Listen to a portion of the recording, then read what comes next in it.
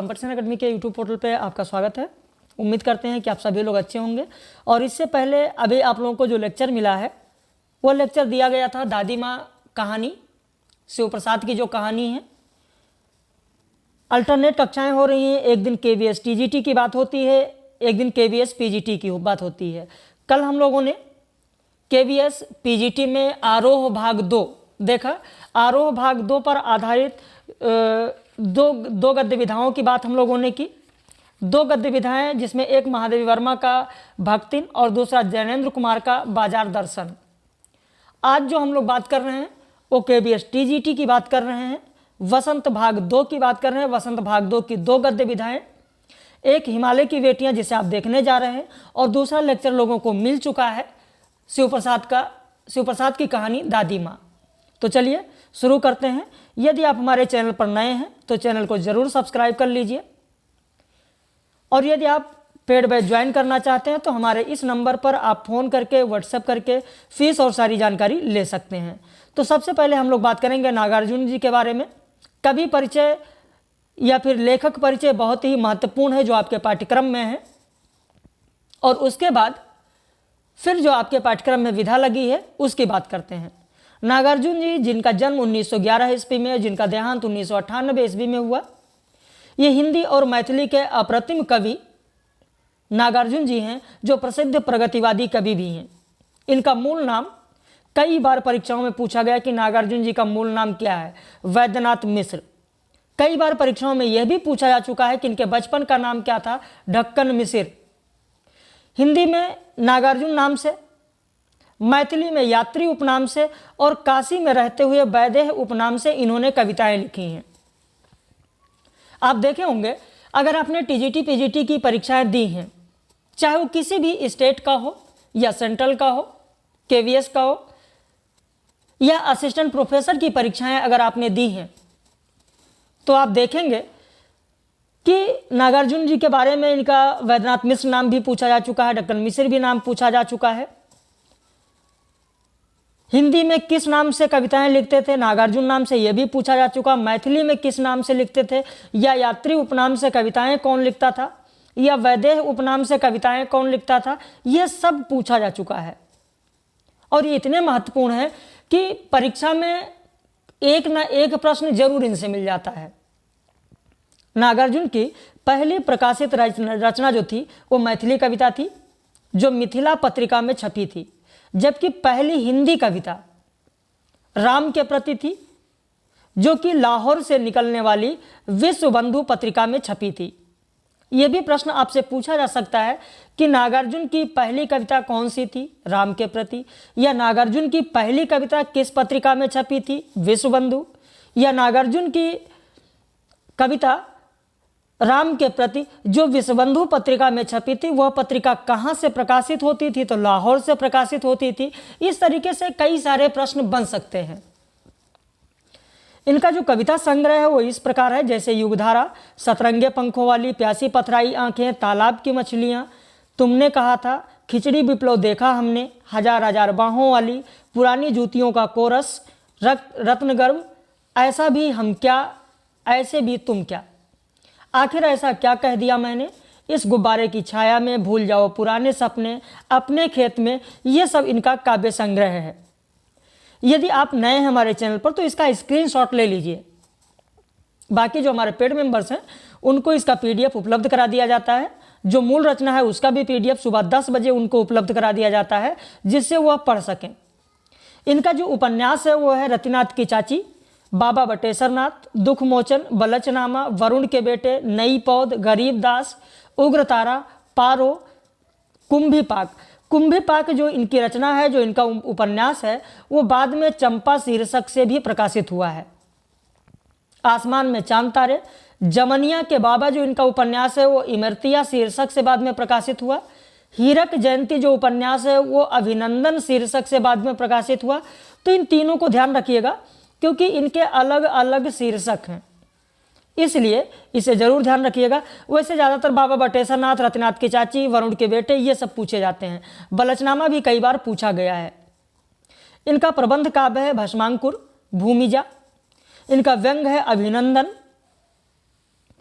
जो हीरक जयंती है ये अभिनंदन, ये व्यंग्यात्मक निबंध है। कहीं कहीं कुछ आलोचकों ने इसे व्यंग कहा है, केवल व्यंग नाम दिया है, कुछ लोगों ने कहा नहीं उपन्यास है। इनका जो संस्मरण है एक व्यक्ति एक युग, और इनका जो निबंध है 2 निबंध संग्रह इनके हैं, अन्यहीनम क्रियानाम और बम भोलेनाथ, ये 2 इनका निबंध संग्रह है। इनकी मैथिली रचनाएं हैं चित्रा, पत्रहीन नग्नगाछ। पत्रहीन नग्नगाछ कविता संग्रह ये कई बार परीक्षाओं में पूछा गया है कि इनके मैथिली रचनाओं का संग्रह कौन सा है, तो पत्रहीन नग्नगाछ। पारो उपन्यास भी मैथिली में है। पका है यह कटहल, यह भी मैथिली रचना है। नवतुरिया यह भी उपन्यास है जो मैथिली उपन्यास है, मैथिली में इन्होंने लिखा है। अब इसके बाद आते हैं हिमालय की बेटियां, जो इनका निबंध है।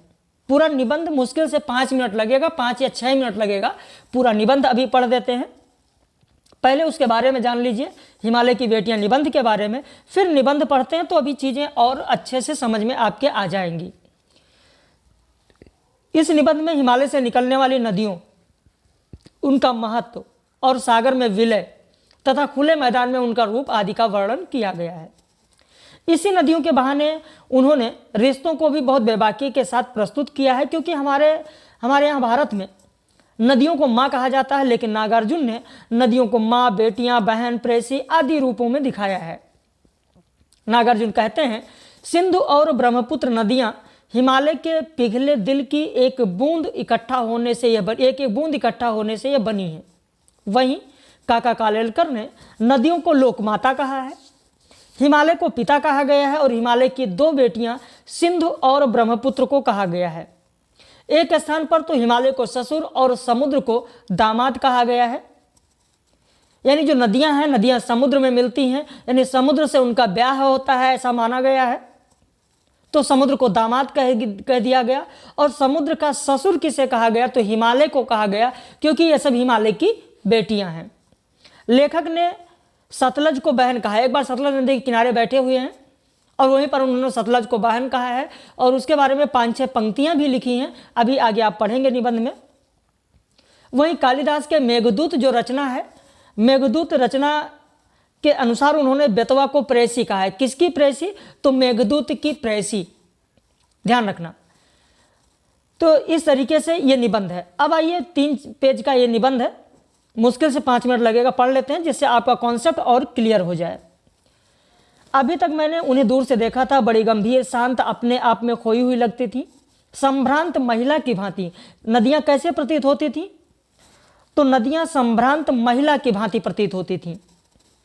उनके प्रति मेरे दिल में आदर और श्रद्धा के भाव हैं। माँ और दादी, मौसी और मामी की गोद की तरह उनकी धारा में डुबकियां लगाया करता था। यानी लेखक को नदी में डुबकियां लगाना कैसा लगता था, तो माँ, दादी, मौसी, मामी आदि की गोद की तरह लगता था।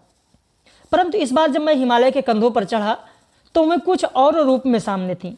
मैं हैरान था कि यही दुबली पतली गंगा, यही यमुना, यही सतलुज समतल मैदानों में उतरकर विशाल कैसे हो जाती हैं। इनका उछलना और कूदना, खिलखिलाकर लगातार हंसते जाना, इनकी यह भावभंगी, इनका यह उल्लास कहाँ गायब हो जाता है मैदान में जाकर। किसी लड़की को जब मैं देखता हूँ, किसी कली पर जब मेरा ध्यान अटक जाता है, तब भी इतना कौतूहल और विस्मय नहीं होता जितना कि इन बेटियों की बाल लीला देखकर। कहाँ ये भागी जा रही हैं, वह कौन लक्ष्य है जिसने इन्हें बेचैन कर रखा है। अपने महान पिता का विराट प्रेम पाकर भी अगर इनका हृदय अतृप्त ही है, तो वो कौन होगा जो इनकी प्यास मिटा सकेगा। यानी हिमालय को क्या कहा गया, हिमालय को पिता कहा गया।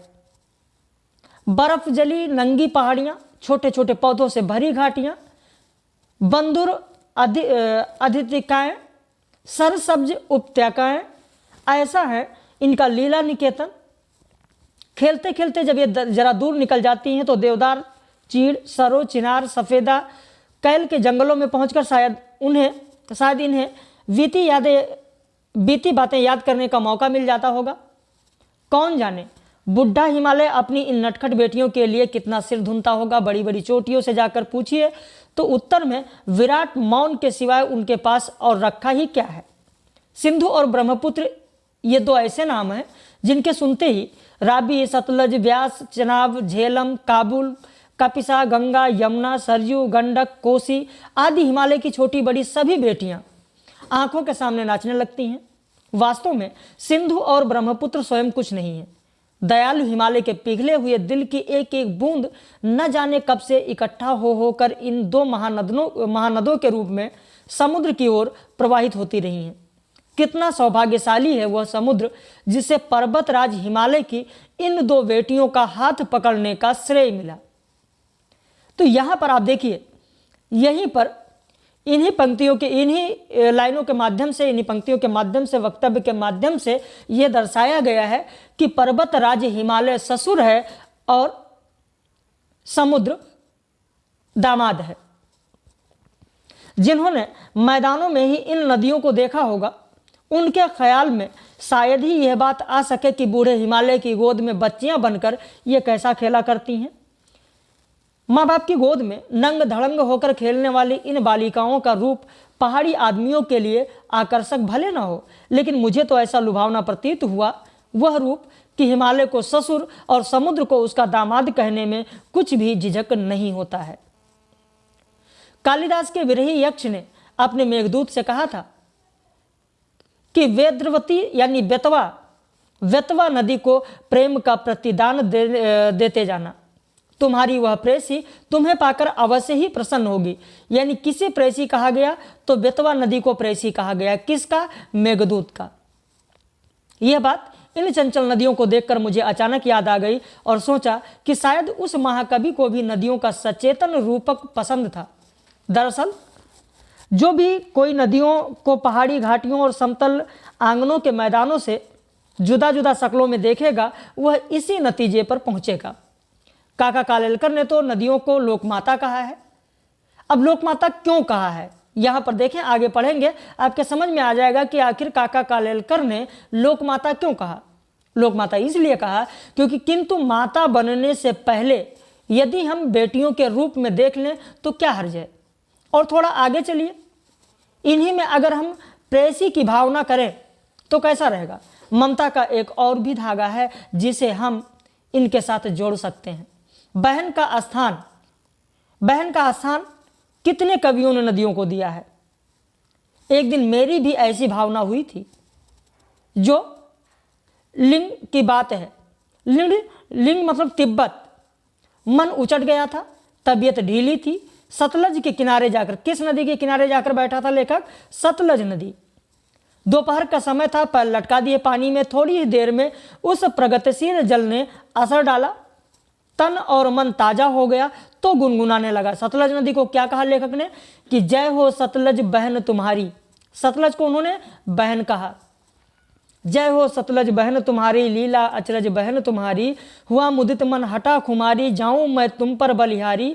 तुम बेटी यह बाप हिमालय, तुम बेटी यह बाप हिमालय, चिंतित पर चुपचाप हिमालय, प्रकृत नटी के चित्रित पट पर अनुपम अद्भुत छाप हिमालय, जय हो सतलुज बहन तुम्हारी।